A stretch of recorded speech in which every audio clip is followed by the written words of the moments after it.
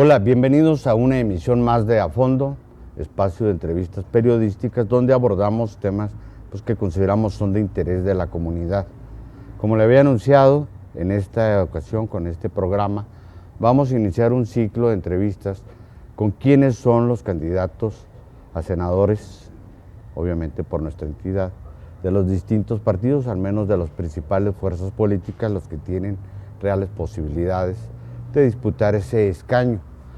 Y lo queremos hacer pues en una perspectiva de que usted tenga elementos para emitir un voto informado, razonado, sobre la base del conocimiento, no solo de lo que a través de los spots publicitarios o a través de lo que los medios difunden, tenga usted de los candidatos, sino pues tratar de que los conozcamos de carne y hueso, quiénes son como personas, cómo piensan, cuáles son sus valores, cuál es su perspectiva, sus concepciones, cuáles sus propuestas específicas ante los problemas específicos, su conocimiento real de la función a la que aspiran a desempeñar. Y este es el tema y vamos a iniciar pues con para nosotros un amigo desde hace muchos años, el doctor Víctor Quintana Silveira, quien en muchas ocasiones nos ha acompañado, pero en este caso, Víctor, vamos a cambiar el esquema, porque ahora ya no voy a entrevistar al sociólogo que nos hace un diagnóstico de la problemática, porque yo creo que no hay nadie en este país, o muy pocos serán, los que digan que todo está bien. Yo creo que todos coincidimos en que las cosas están mal, que es necesario impulsar cambios, etcétera. Pero para no caer en la retórica, pues yo quiero empezar por preguntarte, ¿quién es Víctor Quintana? Y me refiero a quién es Víctor Quintana, de dónde viene, dónde nació, quiénes fueron sus padres. Me interesa que la gente pues vea el perfil de los candidatos. Oye, bueno, pues muy buenas tardes a todo el mundo. Me da mucho gusto de estar aquí contigo. Siempre me gusta mucho venir contigo y vengo seguido, tú sabes, como sociólogo, como activista social. Y pues un saludo a todo tu auditorio. Un saludo al equipo que siempre te acompaña, Javier. Nos conocemos desde hace mucho tiempo. Hemos colaborado en varias publicaciones o en programas. Y pues, ¿quién es Víctor Quintana? Bueno, Víctor Quintana es una persona que nació hace 63 años en Cuauhtémoc, cuando Cuauhtémoc era todavía una ciudad muy chica, muy rural. Y mis padres, Gustavo Quintana, Josefina Silveira, originarios del lejanísimo de Cuauhtémoc, Mineral de Cusi. Únicamente 25 kilómetros en línea recta separan a Cuauhtémoc de Cusi, una tierra muy entrañable, donde íbamos nosotros a recorrer las tapias, aquella especie de comala chihuahuense, llenas de fantasmas, llenas de historias de parientes que se fueron, de amores que no se hicieron. Era un descubrimiento ir a Cusi. Y mi padre se dedicó toda su vida a la compra y venta de semillas, pero para una empresa, él no eran de él. Porque por alguien me dice, oye, pues tu papá era acaparador de semillas. No, mi papá era empleado. Lástima que no lo hizo por su cuenta propia, porque le hubiera ido mucho mejor. Compró 20, y yo creo que de ahí me nació un interés muy grande por toda la cuestión rural. Aunque mi padre nunca fue campesino, siempre fue empleado, se dedicó a ser contador privado, estudió por correspondencia, como era muy común en aquellos años.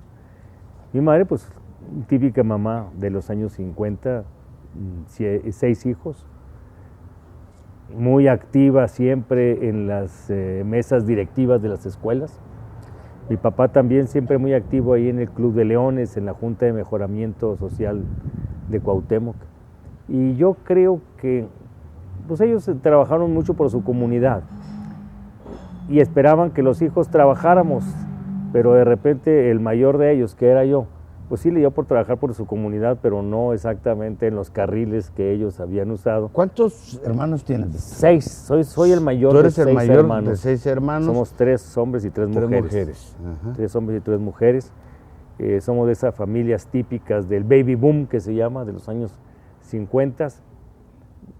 Creo que es una historia de vida muy, muy común en nosotros. Padres que apenas pueden estudiar, hijos profesionistas. Somos los que llegamos a la profesión, los que todavía podíamos conseguir un trabajo con relativa facilidad si entrábamos a la universidad. Y donde la educación era un factor de movilidad social, ¿no? Efectivamente. En esos entonces sí era, aunque costaba mucho. Costaba mucho. Poder tener esa opción, pero era un factor de movilidad social, ¿no? Sí, mi mamá, por ejemplo, asistió muchachas en su casa un tiempo para poder ayudarle a mi papá y que estudiáramos. De los 6 hermanos que fuimos, pues somos 5 profesionistas. Y la que no fue profesionista, después se hizo porque ella se quedó trabajando como secretaria en un banco para ayudarle a los demás. Son las historias de esfuerzo, son las historias de estrategias colectivas de sobrevivencia de que está llena nuestro México y que eran historias de éxito. Y lo peor es que esas historias ya no se repiten. Y te voy a hacer otra pregunta porque creo que de ahí, de esas vivencias personales, yo estoy convencido, estimados televidentes, de que se deriva una formación más allá de lo profesional, una formación humana, una visión, una concepción de la vida, de las cosas, del mundo. ¿Todos tus hermanos son de izquierda? ¿Comparten el mismo pensamiento? No, fíjate, bueno, pues hay que decirlo. El secretario de Educación y Cultura, mi querido hermano Jorge Quintana Silveira, pues él es del Partido Revolucionario Institucional. ¿Tus otros hermanos son de otros partidos? No, mis otros hermanos no militan. En ningún partido. Puedo decir que me apoyan cuando me lanzo.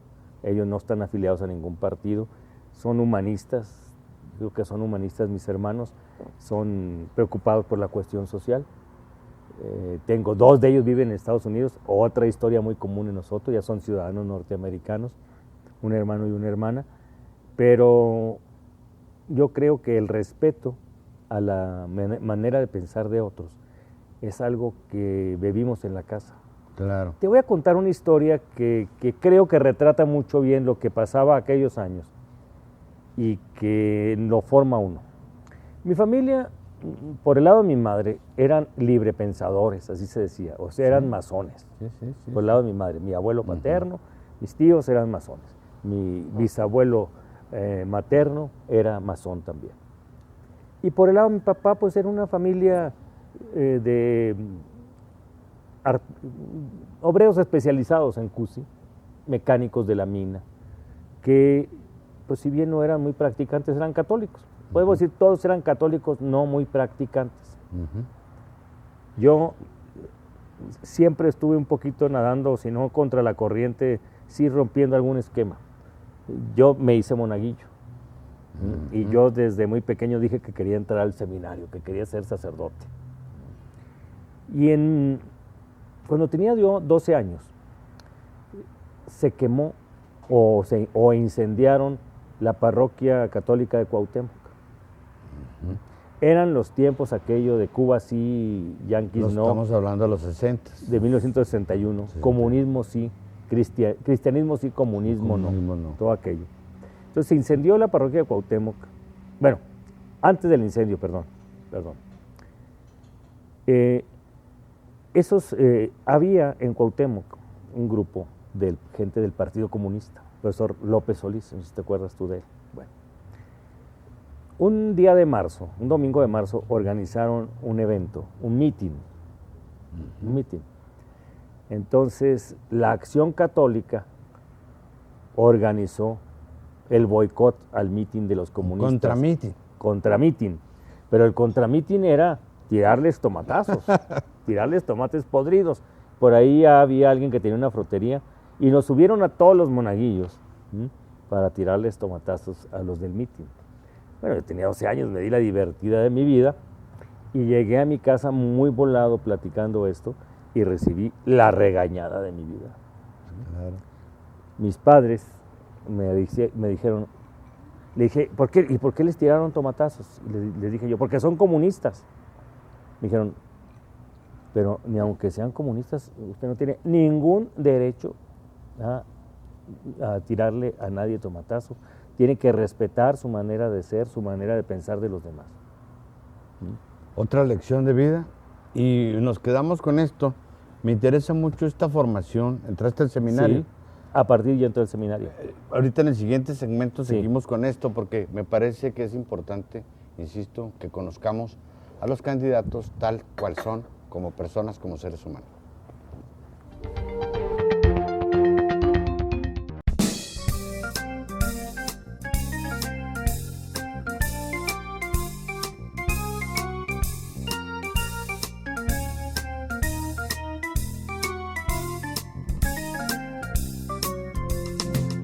London Café, un lugar para disfrutar.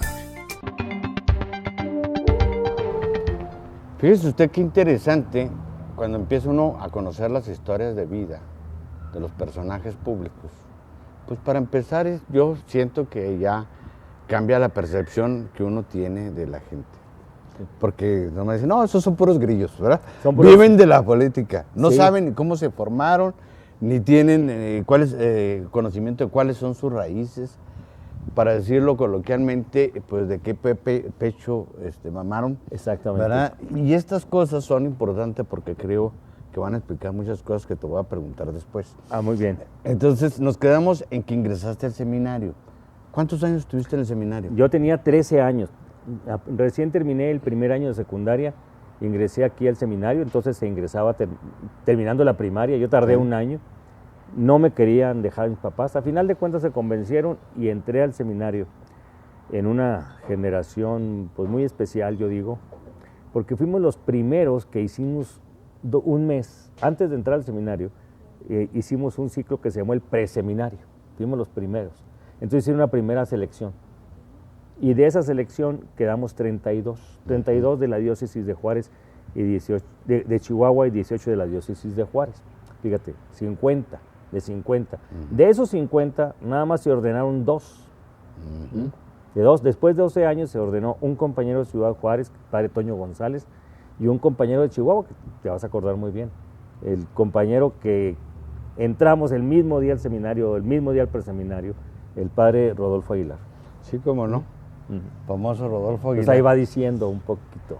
Sí. Muy interesante. Fue otra época, fue otras circunstancias. Y después tú no concluyes, o sea, no te, ¿cómo se dice ahí? ¿Terminaste el seminario completo? No, yo terminé. En el seminario en aquel tiempo eran 5 años de humanidades, 3 años de filosofía y 4 de teología. Yo terminé hasta los 3 años de filosofía, o sea, terminé 8 años. Pero fue definitivo para mí, fue definitivo la formación. ¿Y eso te inclinó a la sociología? Eso me inclinó mucho a la preocupación social, tanto así que yo después me di cuenta que yo había entrado al seminario más por una preocupación social que por una preocupación... ¿Tú viviste la época también de la teología de la liberación? Mira, yo viví una época de lo más interesante en el seminario. Cuando entré teníamos todavía los reglamentos, el estilo del seminario del Concilio de Trento de 1560. Era tridentino. Sí, entonces sí era muy... Era muy estricto. Y entonces nos tocó la época de Juan XXIII, el Concilio Ecuménico Vaticano II, y empezó una efervescencia muy interesante en el seminario. Es cuando la iglesia voltea a ver la cuestión social y empieza a plantearse esos problemas, ¿no? En el marco laboral, en el marco... Me interesó específicamente la doctrina social de la iglesia entonces. Empezamos un movimiento desde adentro del seminario para cambiar las cosas. Me interesó mucho todo lo que era la renovación, el ayornamiento de la iglesia, lo que se llama. Tuve maestros muy buenos en ese aspecto, como el padre Noel Delgado, que era un literato además. Fíjate, te voy a decir una cosa que es interesante. Cuando yo estaba en el seminario, me gustaba mucho la literatura y teníamos un excelente maestro, el padre Noel Delgado, que en paz descanse. Y un día me dijo, Víctor, ¿sabes qué? Lo que ya te podía enseñar, ya te lo enseñé. Ahora léete estos libros de un autor excelente que se llama Charles Muller, que se llaman Literatura del siglo XX y Cristianismo. Y te habla de Gide, te habla de Sartre, de Camus y todos ellos. Empecé a leerme los libros y hicieron en mí una huella indeleble. Y hace un año que vino Javier Sicilia a Chihuahua, poeta, cristiano. Me acerqué y le dije, oye, Javier, ¿tú no has leído literatura del siglo XX y cristianismo? ¿Cómo no, Víctor? Yo lo leí siempre. Entonces, esto es un punto de contacto con Javier Sicilia. Tenemos puntos de diferencia, pero esto es uno de los puntos de contacto. Supongo que también con Berta Luján. Ah, bueno, sí. Berta Luján, pues también conocida nuestra desde hace muchos años.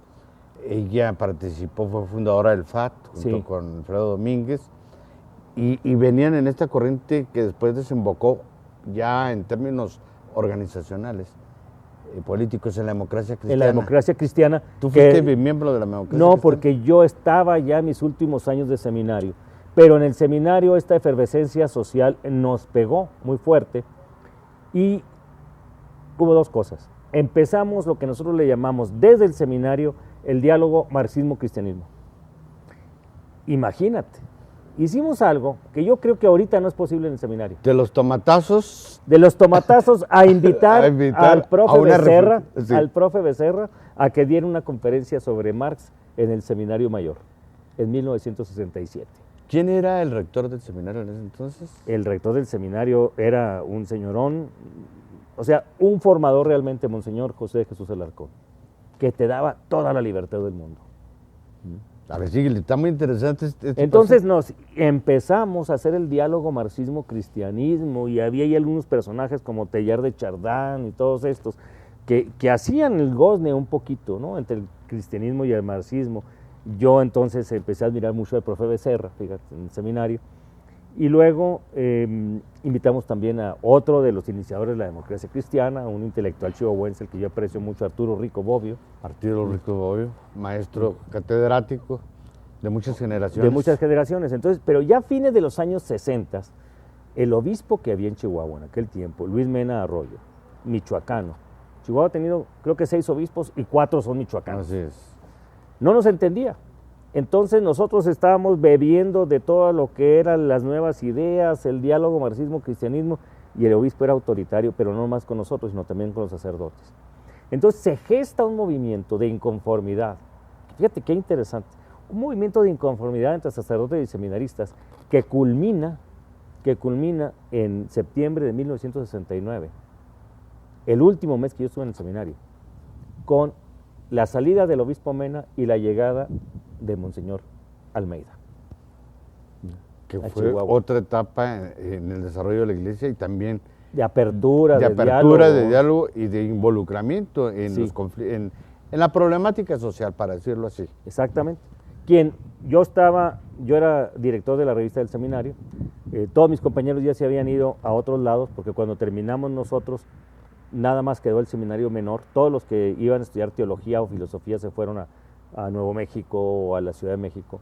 Yo había decidido ya salirme, estaba terminando ya la revista y una noche de septiembre, del 9 de septiembre, tocan a mi puerta, a la ventana, la única luz que estaba iluminada en ese momento, la única ventana. ¿Y quién es? Soy el obispo de Zacatecas. Y era el señor Almeida, que era obispo de Zacatecas, pero ya venía a tomar posesión. Yo fui, y todavía el señor Almeida, todavía hasta sus últimos días se acordó que yo fui el que lo recibí en Chihuahua.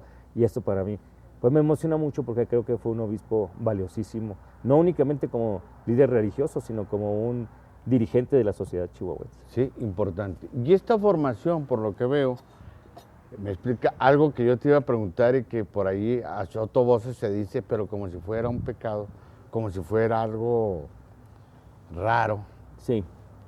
Y dice, es que Víctor forma parte del equipo Pueblo. ¿Qué es el equipo Pueblo? Ah, bueno, ya no formo parte del equipo Pueblo. ¿Ya no? A ver. No. Sí. Formé parte del equipo Pueblo. Bueno, nada más rápidamente, mis últimos años del seminario coinciden con la formación de la democracia cristiana y una organización de la democracia cristiana que se llamó Base de Acción Comunitaria Estudiantil, donde estaban Rico Bobbio, Berta Luján, Manuel Siqueiros, etcétera, etcétera. Y de repente llega a Chihuahua alguien a dar un curso sobre un educador brasileño que estaba teniendo un impacto tremendo, que se llamaba Paulo Freire. Y esa mujer era Betty Guerrero, de Democracia Cristiana. Nunca me han preguntado cuáles son los 3 libros que han marcado mi vida y yo te puedo decir que La pedagogía del oprimido y La educación como práctica de la libertad de Paulo Freire han marcado mi vida. Yo me concibo sobre todo como un educador popular. Y es que ese libro, efectivamente, en esa época, en esas generaciones, marcó una pauta junto con otro, para seguir en esta misma vertiente, en el marco de la teología de la liberación, el del Cámara. Sí, exactamente. También brasileiro. Sí. Fue obispo, ¿no? Sí, fue obispo. Fue obispo, ¿verdad? Sí. En Brasil, que también marcó una pauta y dio un impulso muy importante al pensamiento. Vamos a una pausa y regresamos con esta interesantísima conversación.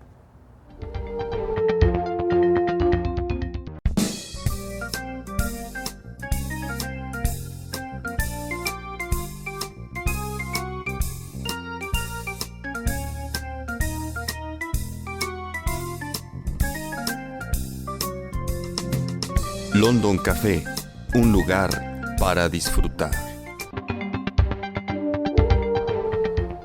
Esta conversación creo que está de verdad cumpliendo al menos los objetivos profesionales periodísticos que yo me propuse, que es lograr que usted conozca a los candidatos de carne y hueso, en este caso a Víctor Quintana. Y te preguntaba del equipo Pueblo porque sobre esto hay muchas leyendas, ¿verdad?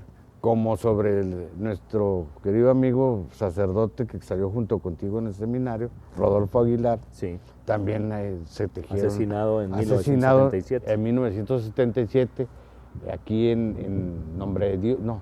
En el centro, era párroco de Nombre de Dios. Así es, era párroco de Nombre de Dios, lo asesinaron, y acusándolo de estar vinculado a la Liga Comunista 23 de septiembre. Y fíjense cómo la vida depara situaciones extremas. ¿Qué es el equipo Pueblo? Yo en el seminario tenía una especie de hermano mayor, porque era de Cuauhtémoc también, y compartíamos el gusto por los libros. Él era el bibliotecario del seminario, que en aquel momento tenía una gran biblioteca, y compartíamos mucho el gusto por los libros, por leer, por escribir, y además en vacaciones andábamos siempre juntos, el padre Camilo Daniel. Otro. Claro. Sí, padre Camilo Daniel. Entonces, esto ya me formó bastante. Bien dice el dicho, ¿verdad? Dios los hace y ellos se juntan. Y ellos se juntan. Bueno, entonces, el equipo Pueblo. ¿Qué es el equipo Pueblo? Mira, en 1900... Bueno, seguimos.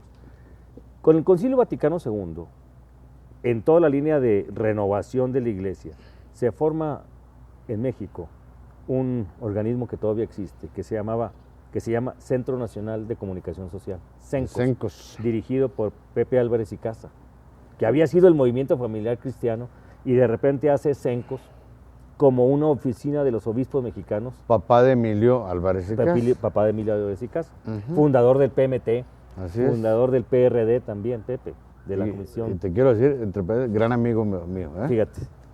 El papá, Álvarez. La historia se cruza. Sí.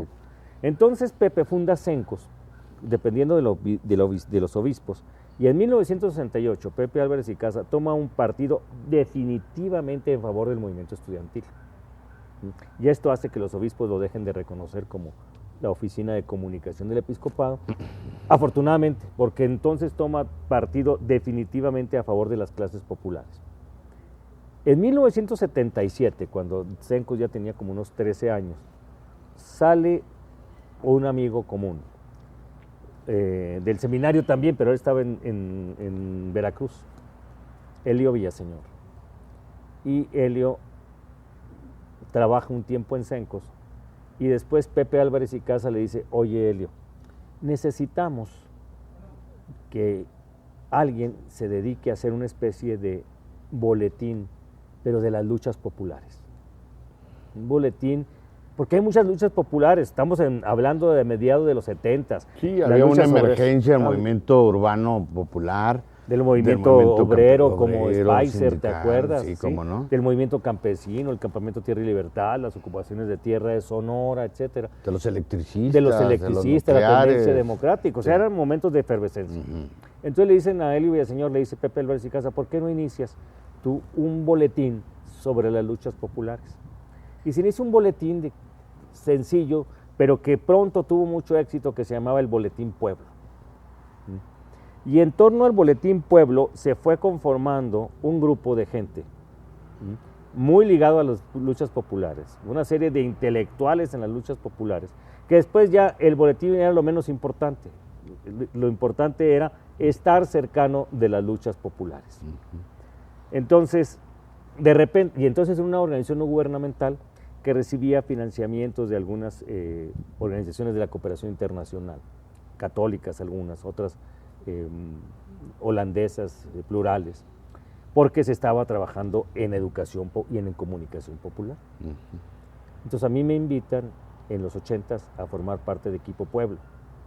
Y Equipo Pueblo en un momento fue una organización no gubernamental, yo creo que en los años 80s y hasta mediados de los 90, pues de las más importantes en México. Por Equipo Pueblo pasaron Luis Hernández Navarro, director editorial de La Jornada, Arturo Cano, un periodista destacado de La Jornada, Julio Moguel, ex esposo de Rosario Robles, Rubén Aguilar, el presidente quiso decir de Fox, Adolfo Aguilar Sincer, que en paz descanse. Hubo un Uribe.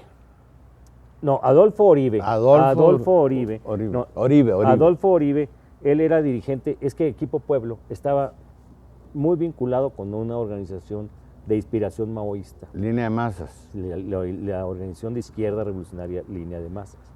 Y Adolfo Oribe dirigía otra organización Línea de Masas, que tenía mucha fuerza en Torreón, por ejemplo, Adolfo Oribe. Sí. Entonces, que por fundó eso... el Ejido Batopilas. Fundó el Ejido Batopilas. Y que de alguna manera después estuvo muy relacionado con Carlos Salinas. Por eso te digo, sí, es que es interesante poner al descubierto toda esta historia, pues para aclarar, para aclararla, ¿no? Entonces, sí, Equipo Pueblo fue para mí, mira, Equipo Pueblo fue evolucionando y se convirtió realmente en una organización gubernamental de muy buen nivel. Te voy a decir, por ejemplo, en el 91, 92, cuando empezó toda la negociación del Tratado de Libre Comercio, Equipo Pueblo, junto con el FAT, donde está nuestra amiga Huerta Luján, impulsaron la Red Mexicana de Acción frente al Libre Comercio. Y Equipo Pueblo destacó un compañero en Washington para estar ahí cabildeando a favor de las organizaciones populares y los sectores populares en México. El compañero Carlos Heredia, un compañero muy capaz, economista. ¿Cómo no? ¿Sí?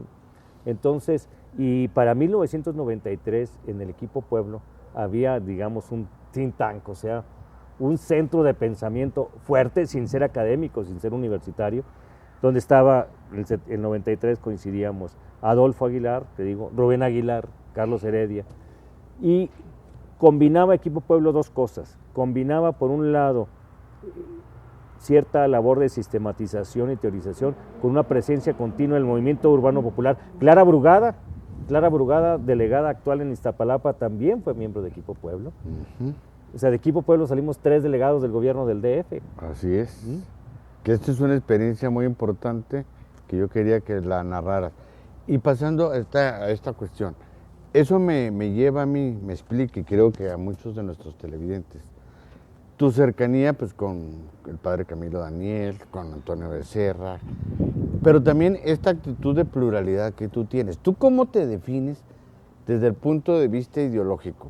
O sea, porque, ¿cómo te defines? Me interesa. Mira, yo me definiría esto es importante, como un hombre de izquierda libertaria. Izquierda libertaria. Izquierda libertaria.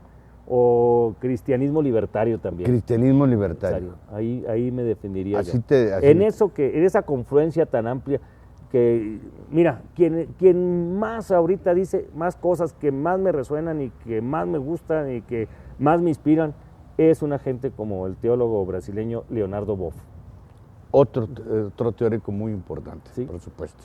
Entonces es donde se juntan la cuestión libertaria, la preocupación social, la preocupación ambiental, la preocupación por las relaciones personales, la preocupación por la espiritualidad también. Ahí me ubico yo. Y esto explica el por qué, porque el PRD es una amalgama de corrientes, tiene orígenes diversos de la izquierda, sí. Y por eso se habla de un frente pues, de las izquierdas, porque en realidad son muchas, ¿no? No tienes que hablar de otros partidos, nada más se habla de PRD, ya son las izquierdas. Ya son las izquierdas, hablando de un solo sí. Partido, donde confluyen desde los que se definen aún todavía marxistas, leninistas, sí. Comunistas, Sí, ¿verdad? efectivamente. Socialistas, socialdemócratas, etcétera. Por eso me interesaba que te definieras en ese aspecto. Y desde esta perspectiva de la izquierda libertaria o del cristianismo libertario, tú, ¿cómo concibes la política? ¿Cuál crees que debe ser el fin y el deber de un político? ¿Qué es lo que justifica la actividad política? Lo que justifica la actividad política es la necesidad, en unas sociedades tan complejas como las que vivimos, de que algunas personas se dediquen más tiempo, no necesariamente de manera profesional, a la política, para que expresen ahí las demandas, las aspiraciones, las necesidades de la gente, pero que estén continuamente convocando a la gente, a la ciudadanía, a que participe. O sea, cierro este segmento con esta pregunta. ¿Tú crees porque a partir de la legalización de los partidos, entre ellos de la izquierda, sí, llevó a la profesionalización de la política? Sí. Y esto, en mi opinión, llevó a una degradación. Totalmente de acuerdo. ¿Estás de acuerdo? Totalmente de acuerdo. Para regresar en el próximo segmento con algunos puntos que son centrales en este tema.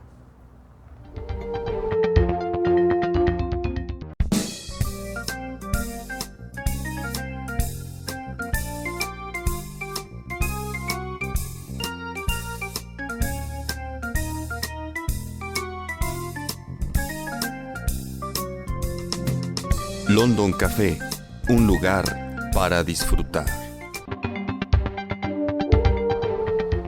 Con la reforma política iniciada en 1979, a partir de los hechos que obligaron al sistema político a abrirse, pues se da un fenómeno, por un lado sano, de apertura, de pluralidad, pero por el otro lado también que lleva a una degradación de la actividad política. Y yo hablaba de que la profesionalización de la política, de los mismos partidos, llevó a esto, a que las cuestiones sociales, las cuestiones que preocupan a los ciudadanos, se dejaran de lado y casi toda la actividad se circunscribió a la disputa de puestos internos, a ver quién era candidato, a ver cómo se arribaba a nuevos escaños, etcétera. Tú has sido diputado, tú has sido delegado del Distrito Federal, y conoces bien de lo que te estoy hablando, porque creo que en todos los partidos existe esto. Y ahora lo que yo estoy viendo, que está emergiendo una generación de jóvenes que está adoptando por primera vez en muchos años una actitud abierta, sí, frontal, pero no en contra de la clase política, como fue el discurso que allanó el camino a la alternancia de Acción Nacional de la derecha, para decirlo así, sí, y yo lo sostengo, ¿verdad? Al menos ese es mi punto de vista. De descalificar a la clase política como un ente homogéneo y decir, pues el problema es menos gobierno, más sociedad, menos clase política, más organizaciones civiles, etc. Y ahora yo veo una actitud mucho más militante. Hay expresiones como las que hemos vivido de jóvenes saliendo a la calle, convocándose a través de las redes sociales, sí, manifestándose en contra de candidatos, en lo particular, a favor de otros, en otro caso. Pero yo sobre todo lo que creo que esto expresa, y quiero tu opinión al respecto, que estamos viviendo una crisis de representatividad del actual sistema político en general. Totalmente de acuerdo. Y casi a estas alturas de la campaña, te puedo decir, en estas elecciones el gran derrotado va a ser la burocracia política. Por parejo, ¿eh? Por parejo. Ese va a ser el gran derrotado de estas elecciones. Mira. Se está perfilando un nuevo régimen político. Yo creo que con esto se está perfilando un nuevo régimen político y si no se está independientemente de quién gane. Independientemente de quién gane. Estoy hablando de eso. Yo cuando hablo de crisis de representatividad me refiero a eso. Sí, mira. Y te voy a dar un dato porque me llama mucho la atención esto. Y te pregunto si esto es estrategia o no, o es omisión o de qué se trata. Yo entiendo que los jóvenes a Calderón y lo pelan, para decirlo así. Sí. Y hay mucho que reclamarle al señor presidente de la República, entre ellos 60,000 muertos, 12,000 desaparecidos, 9,000 cadáveres que están ahorita en los anfiteatros en espera de ser identificados de toda la República. 6 millones más de pobres. 6 millones más de pobres y una pérdida de empleos terribles. Bueno, pero no quiero hablar en este tono lastimoso, no. Pero todo eso, dice uno, ¿y por qué no se lo reprochan? Además, hasta él mismo dijo allá desde Bermuda, qué raro, dijo, pues en todos los países critican a los presidentes y aquí están criticando a otros candidatos y no a mí. En el mismo debate, yo pensé, y como mucha gente pensó, que López Obrador, que lo había llamado Pelele, lo había llamado espurio y presidente ilegítimo, le iba cuando menos a hacer un pase a lista de sus... Sí.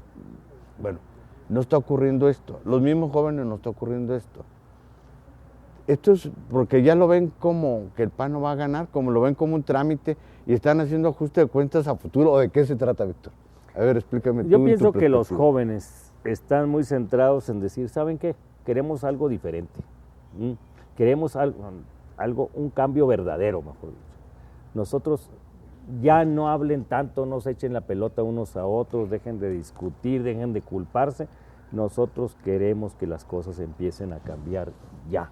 Y esos discursos de ustedes ya nos tienen hartos. Yo por ahí la veo. Sí. Sí. Y los jóvenes dicen, ¿creen que nosotros no vemos lo de los 60,000 muertos?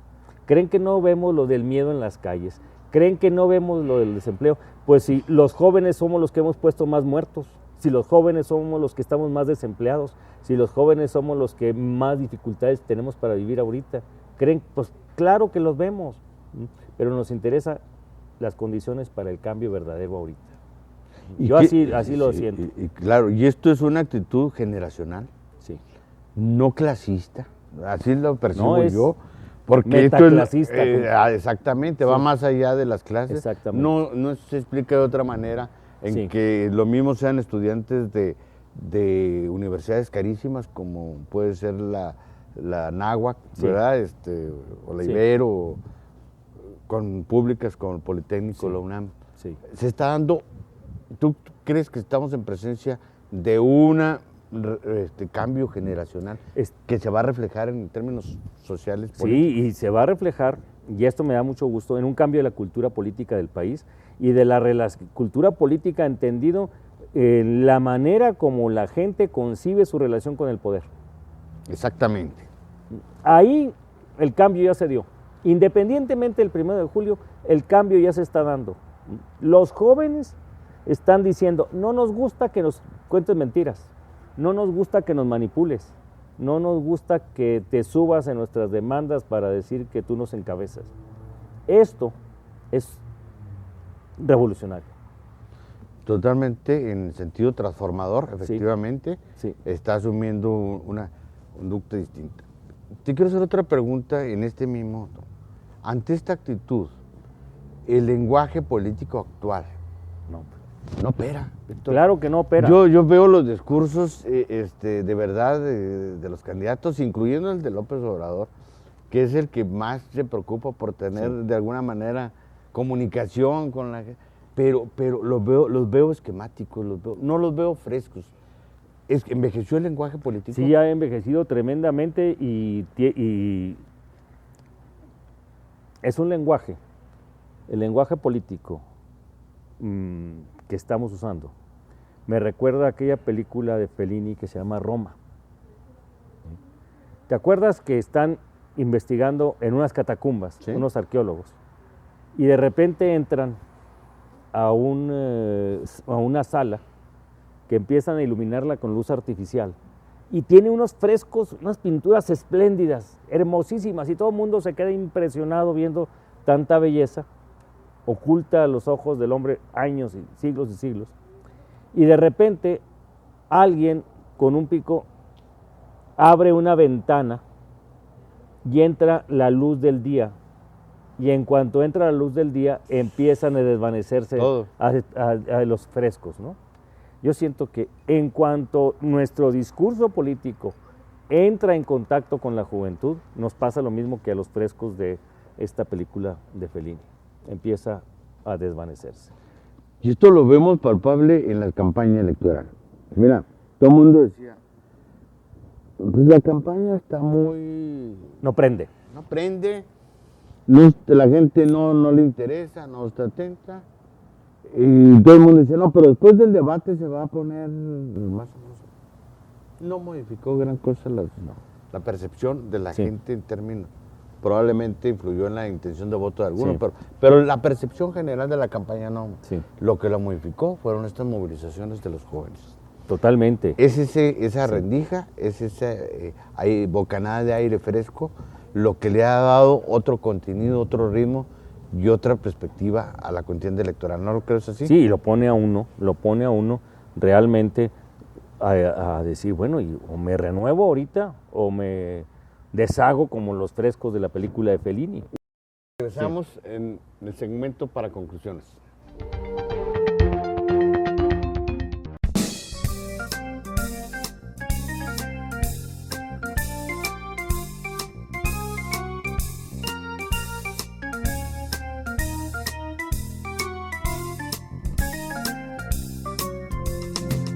London Café, un lugar para disfrutar.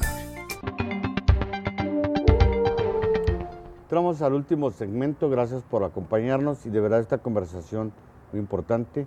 Y yo creo que no solo el lenguaje político, sino también en el ámbito de la comunicación se tiene que dar esta renovación. Y por eso cambié el esquema, si te fijas, ¿verdad? Sí, totalmente. Lo de menos o lo más era preguntarte cuáles son sus propuestas, qué piensa de este problema, qué piensa del otro, etcétera. Pero creo que justamente la gente está saturada de eso porque no lo cree. Sí. Entonces quiere ver actitudes, quiere ver hechos, quiere ver compromisos más personales, más humanos.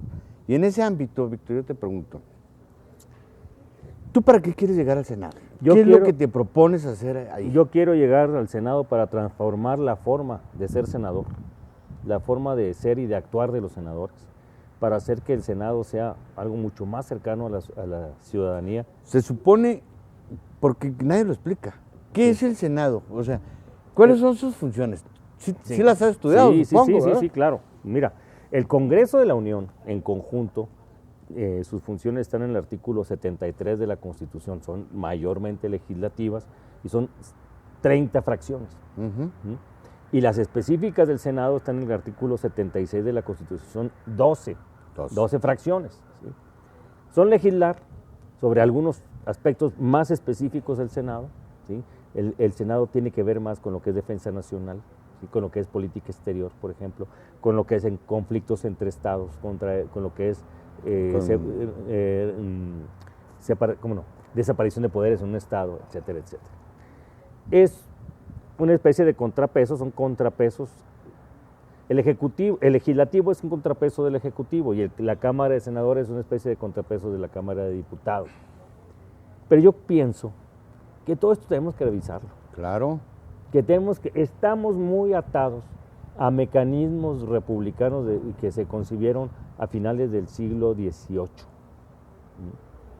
Sí. Estamos atados a esto y tenemos ejemplos preciosos como todo lo que está haciendo el pueblo boliviano, esta nueva forma de concebir la democracia y de llevarla a la práctica, innovando todos los días. ¿Qué innovarías tú en el Senado?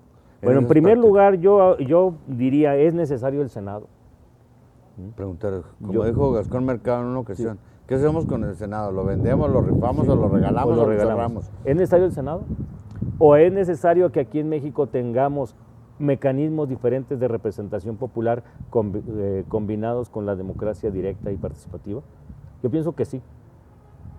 Y yo pienso que si somos consecuentes, esta legislatura que entra debe ser la última de su tipo y debe empezar un proceso amplio de participación popular para generar una nueva constitución, acorde a nuestros días, acorde a lo que está sucediendo, acorde a lo que la juventud demanda.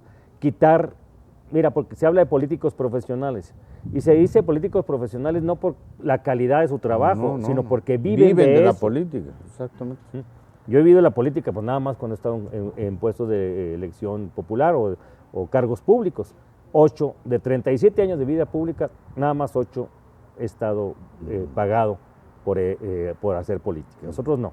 Entonces yo pienso que ya tenemos que comenzar esto. Yo puedo responder muy formalmente, pues miren, mi agenda va para acá, pero una agenda profunda es cambiar no solamente a un régimen parlamentario, sino decir, es que necesitamos una reingeniería total del poder en México. Necesitamos transformar la manera como se ejerce el poder en este país. 2 preguntas concretas respecto al Senado.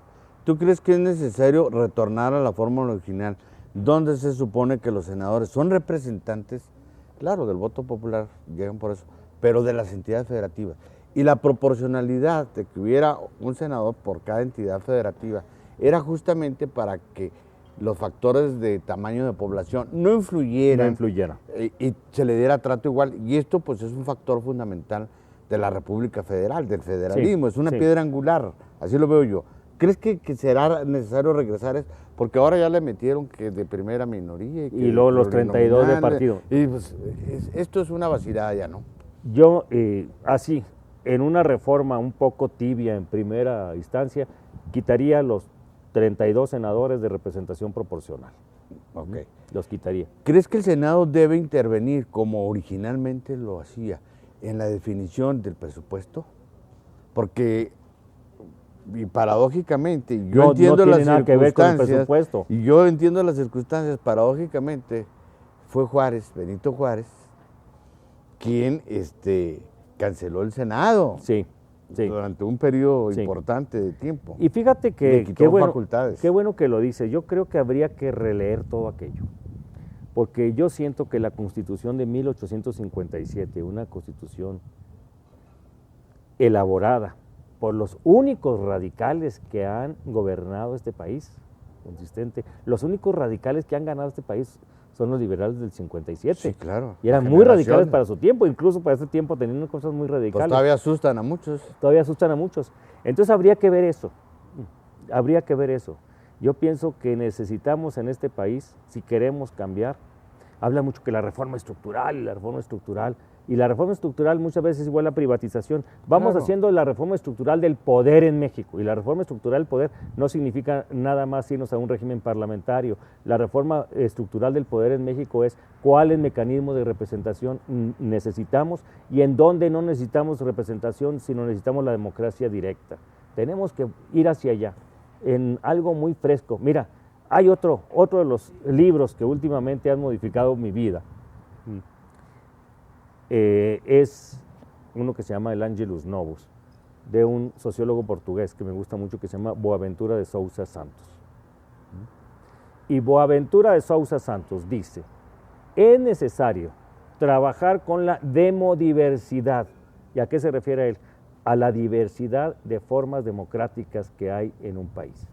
No es la democracia europea representativa la única democracia que hay en este país. Hay otras muchas formas de democracia que a lo mejor algunas son mucho más prístinas y a lo mejor otras funcionan mucho mejor que ni nos damos cuenta. Entonces tenemos que volver los ojos a eso. Y no puedo concluir este programa sin hacerte una pregunta específica de una problemática que sí nos afecta a todos, al margen de ideologías de partido. Me refiero al problema del agua. Y esto tiene que ver mucho, al menos esa es mi percepción, con el famoso Tratado Internacional de Agua. Muy bien. Que creo que el Senado sí está facultado para revisarlo. ¿Tú estarías en esa vertiente? He investigado, me he informado, he platicado con gente que conoce. Yo mismo estuve trabajando eso cuando fui diputado federal en 1994-95. Yo quiero decirlo, para mí sería muy fácil echar demagogia y decir, no, sí, vámonos contra los gringos, sí, vamos. El tratado no está tan malo. El tratado se hizo en un contexto en que los Estados Unidos requerían mucho el apoyo de México porque se firmó en 1944, en plena Segunda Guerra Mundial. Así es. Entonces es un tratado que, bueno, en otras condiciones climáticas, no en estas condiciones climáticas, habría que revisarlo con los Estados Unidos tomando en cuenta las nuevas condiciones climáticas. Pero no es, y vaya que los gringos internacionalmente no son de mi devoción, pero creo que no es un tratado tan malo no se puede manejar demagógicamente, vamos a revisar el tratado, vamos a iniciar un estudio de las nuevas condiciones climáticas y vamos a ver cómo lo revisamos. Donde sí tenemos que revisarlo es a nivel interno, no a nivel internacional. Porque también entre las entidades federativas hay cargas. Exactamente. De distribución. A Chihuahua le tocó bailar con la más fea. Pues sí. Aunque a México en el tratado no le haya tocado bailar con una tan fea como país, a Chihuahua le tocó bailar con la más fea. ¿Por qué? Porque el estado de Baja California y el noroeste de Sonora reciben muchos millones de metros cúbicos de agua anuales a través del río Colorado, ¿sí? A cambio de que Chihuahua le pague parte de esa agua al río Bravo a través del río Conchos. Entonces nosotros no recibimos nada para que le den aguas a Baja California y a Sonora, y en cambio tenemos que dar agua. Eso es parte del tratado. Entonces, Chihuahua debe recibir una compensación por esto. El asunto es de la relación interna, y ahora se ha conceptualizado esto como servicios ambientales. O sea, Chihuahua paga un agua que se genera en el estado, un agua que se cultiva, se propicia en la Sierra Tarahumara, ahí nace el río Conchos, y esa agua va a dar al río Bravo, y gracias a que llega esa agua por el río Bravo, los norteamericanos nos dejan pasar el agua del río Colorado a Mexicali y a San Luis Río Colorado. Entonces, esto es un maltrato para Chihuahua. Claro, y esto es un problema que a todos nos afecta, porque además ya el abasto de agua para consumo humano ya es un problema no solo es de derechos humanos. Es de ya derechos está humanos. Planteado en esos términos. Y ahorita estamos padeciendo un problema muy grave en ese sentido. Y tenemos otro problema en ese sentido, que eso sí, inmediatamente vamos a presentar una reforma de ley, a la Ley de Aguas Nacionales y a la Constitución misma del país, porque está el concepto que se llama libre alumbramiento. Yo, todavía en el estado de Chihuahua, si no el más seco, uno de los más secos del país, hay lugares, hay zonas donde yo puedo llegar y perforar un pozo y sacar todo el agua que quiera, nada más avisando a Conagua, sin necesidad de pedir permiso. ¿Por qué?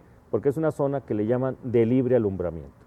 Y la otra, planteamiento, rápidamente, porque ¿tú estás de acuerdo en que los estados, las entidades federativas, pues tengan facultades en la supervisión, en el uso, administración de los recursos acuíferos, o que siga todo en manos del gobierno federal?